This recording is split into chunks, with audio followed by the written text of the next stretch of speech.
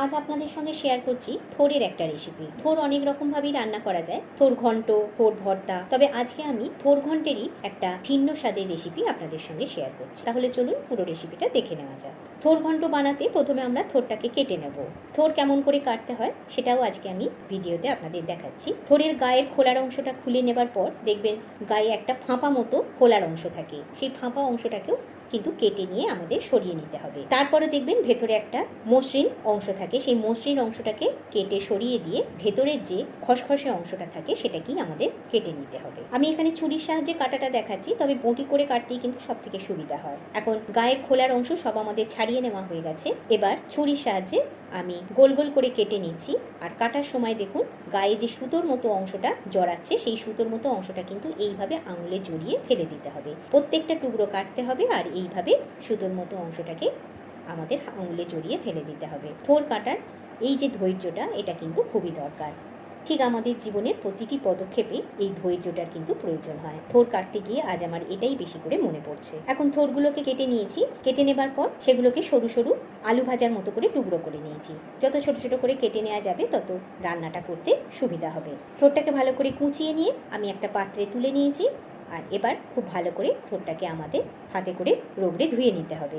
এখন থোরটাকে ধুয়ে নিয়ে চলে এসেছি। এবার তাতে কিছুটা নুন আর কিছুটা হলুদ দিয়ে খুব ভালো করে হাতে করে চটকে মেখে নিচ্ছি। আপনারা রান্নাটা সেদ্ধ করেও করতে পারেন, তবে সেদ্ধ করে করলে থোরের যে গুণাগুণটা থাকে সেটা কিন্তু সম্পূর্ণ বেরিয়ে চলে যায়। তাই আমি রান্নাটা আজকে কড়াইতেই করব। ভালো করে মাখিয়ে নেওয়া হয়ে গেছে। এবার এইটাকে একপাশে আমি আধ ঘন্টার জন্য রেখে দিচ্ছি। এখন রান্নার জন্য একটা কড়াই বসিয়ে দিয়েছি। কড়াইতে দিয়ে দিচ্ছি কিছুটা সর্ষের তেল। তেলটা ভালো মতো গরম হয়ে গেলে তার মধ্যে এখন দিয়ে দেবো কিছুটা ফোড়ন।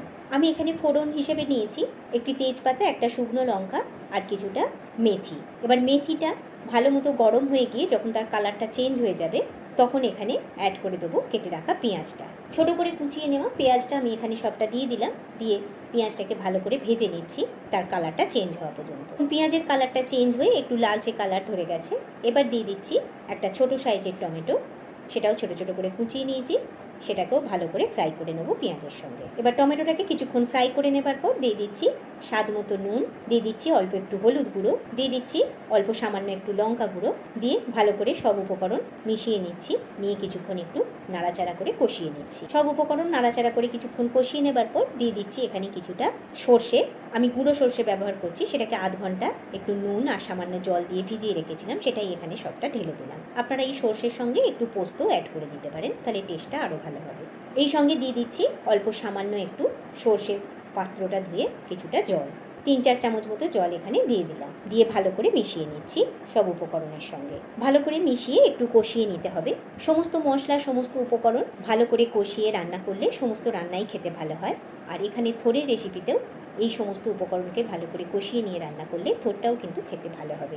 যেমন আমাদের জীবনের ছোট ছোট এই মুহূর্তগুলো আমাদের জীবনের স্বাদকে পাল্টে দেয়, তেমনি এই সমস্ত ছোট ছোট মশলা দিয়ে যখন আমরা কোনো কিছু রান্না করি তখন রান্নার স্বাদটাও কিন্তু অনেক সুন্দর হয়ে যায়। এখন আমাদের মশলা ভালো মতো ফুটে গেছে, কিছুক্ষণ কষিয়ে নেওয়া হয়ে গেছে। এবার দিয়ে দেবো কিছু কাঁচা লঙ্কা। এই কাঁচা লঙ্কাগুলো আমি মাঝখান থেকে একটু চিড়ে দিয়েছি। এবার কেটে রাখা থোরটা দিয়ে ভালো করে মিশিয়ে নিচ্ছি। নিয়ে এটাকে আমরা সেদ্ধ করতে দেবো উপর থেকে একটা ঢাকা দিয়ে। এখানে কিন্তু আর আলাদা করে কোনো জল অ্যাড করব না, থোরের নিজস্ব জলেই এটা সেদ্ধ হবে। ওপর থেকে ঢাকা দিয়ে বেশ কিছুক্ষণ এটাকে আমরা সেদ্ধ করে নিয়েছি। আমি মাঝে ঢাকা খুলে একবার দুবার নেড়েও দিয়েছি। এখন দেখুন এটার নিজস্ব জলে বেশ অনেকটাই সেদ্ধ হয়ে গেছে, তবে আর একটু সেদ্ধ হতে হবে। এই সময় আমি অল্প 1/4 কাপের মতো জল অ্যাড করে দিচ্ছি। খুব বেশি জল দেবার দরকার নেই, অল্প জল এখানে অ্যাড করে ভালো করে মিশিয়ে নিয়ে পুরোটা সেদ্ধ হওয়া পর্যন্ত একটু অপেক্ষা করছি। এই থোর রান্নায় কিন্তু আমাদের ধৈর্যটা খুবই প্রয়োজন। এখন আমাদের থোরটা পুরোপুরি সেদ্ধ হয়ে গেছে। আমি ঢাকাটা খুলে নিয়েছি, তবে থোরের মধ্যে এখনো হালকা অল্প সামান্য জল রয়েছে। আমি একটু খুন্তি দিয়ে কেটেও আপনাদের দেখিয়ে দিচ্ছি থোরটা কেমন সুন্দর সেদ্ধ হয়েছে। এই ভিন্ন স্বাদের থোরটা কিন্তু এইভাবে রান্না করলে খেতে বেশি ভালো লাগবে। আর এই সময় আমি দিয়ে দিচ্ছি বেশ কিছুটা চিনি। থোরে কিন্তু অবশ্যই চিনি ব্যবহার করতে হবে, তবেই কিন্তু খেতে ভালো লাগবে। এবার চিনিটা দিয়ে ভালো করে মিশিয়ে নিচ্ছি আর এটাকে শুকনো শুকনো ভাজা ভাজা করে নিচ্ছি। এখন আমাদের ভিন্ন স্বাদের থোর ঘন্ট পুরোপুরি রেডি হয়ে গেছে। আমি গ্যাস বন্ধ করে দিয়েছি। দেখুন একদম ভাজা ভাজা হয়ে রেডি হয়ে গেছে। এবার এটাকে নামিয়ে আমি ডিশ আউট করে আপনাদের দেখাচ্ছি আমাদের থোর ঘন্ট কতটা সুন্দর হয়েছে। আজ আমার এই থোর ঘন্ট রেসিপি আপনাদের কেমন লাগলো আমাকে কিন্তু জানাতে ভুলবেন না। আর রেসিপিটা বাড়িতে বানালে কেমন হয়েছে সেটাও কিন্তু আমাকে জানাতে ভুলবেন না। আজ তাহলে বিদায় নিচ্ছি, আবার দেখা হবে নতুন কোনো রেসিপির সাথে। সকলে ভালো থাকুন, সুস্থ থাকুন।